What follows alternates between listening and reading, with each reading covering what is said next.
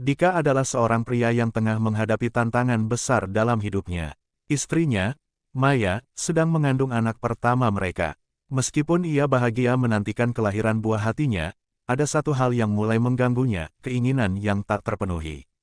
Sejak kehamilan Maya memasuki trimester akhir, ia lebih sering merasa lelah dan tak lagi bisa memberikan perhatian seperti dulu. Dika pun mulai merasa frustrasi, terjebak dalam rutinitas yang melelahkan. Suatu sore, saat rumah sedang sepi, Dika memutuskan untuk melampiaskan keinginannya sendirian di kamar mandi.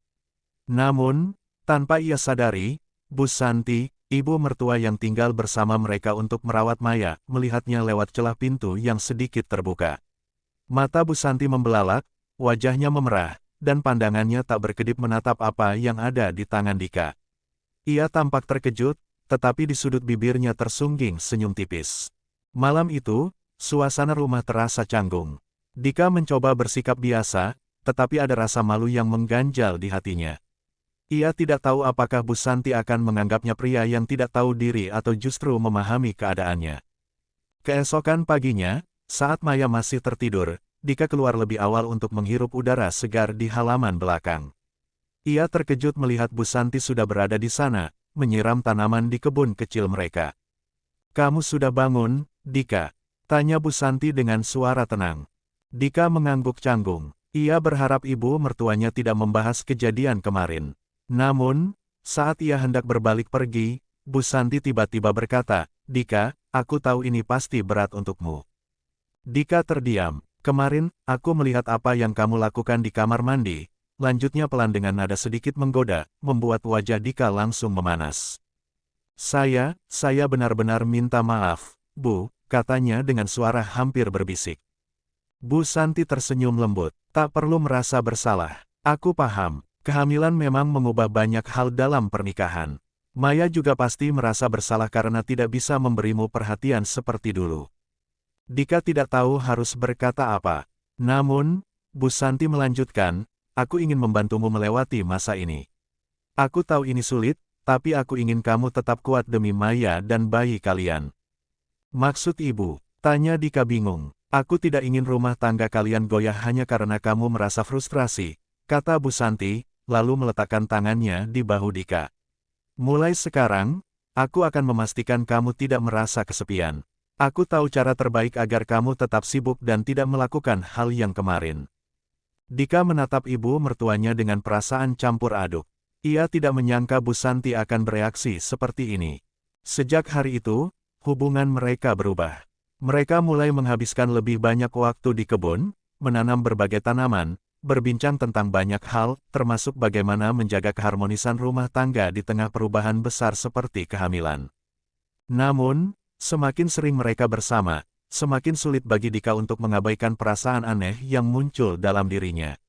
Ia mulai memperhatikan hal-hal kecil tentang Bu Santi, cara dia tersenyum, suara lembutnya, bahkan aroma tubuhnya yang samar namun menenangkan.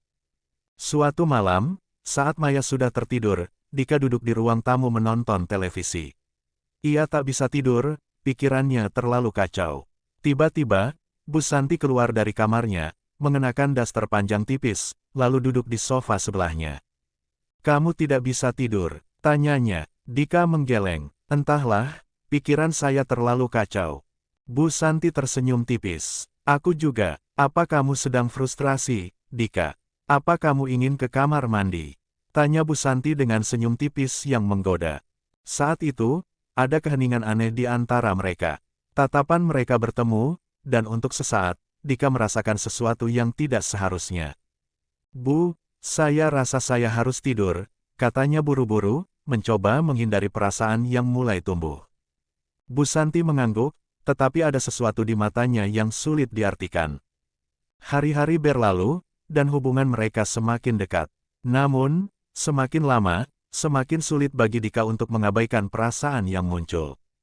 Suatu malam, ia berdiri di depan dapur, menunggu Bu Santi yang baru saja selesai mencuci piring. Saat wanita itu berbalik, mereka berdiri begitu dekat hingga Dika bisa merasakan napasnya.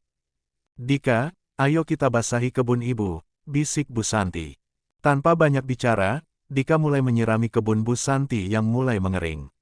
Hampir setiap hari mereka berkebun bersama. Namun, suatu sore saat mereka sedang sibuk mencangkul, suara Maya terdengar dari dalam rumah. "Dika, kamu di mana?" Dika tersentak, buru-buru mencabut cangkulnya yang tertanam dalam tanah, lalu membersihkannya secepat mungkin sebelum berlari masuk ke dalam rumah. Sejak malam itu, Dika menyadari bahwa ia tidak boleh membiarkan dirinya tergoda. Bu Santi sudah cukup baik membantunya, dan ia tidak boleh mengkhianati kepercayaan yang diberikan. Beberapa bulan kemudian, Maya akhirnya melahirkan bayi mereka. Saat melihat wajah kecil anaknya, Dika merasa bersyukur karena ia tidak melakukan kesalahan yang bisa menghancurkan keluarganya. Ia menoleh ke arah Bu Santi, yang tersenyum lembut padanya, seolah mengatakan bahwa semuanya telah berlalu. Dalam hatinya, Dika berjanji bahwa mulai sekarang, ia akan menjadi suami dan ayah yang lebih baik. Masa-masa sulit itu mengajarkannya banyak hal, terutama tentang bagaimana mengendalikan diri dan menjaga komitmen dalam pernikahan. Meskipun godaan terasa begitu kuat, Dika tahu bahwa kebahagiaan sejati hanya bisa ditemukan dalam keluarga yang ia bangun bersama Maya.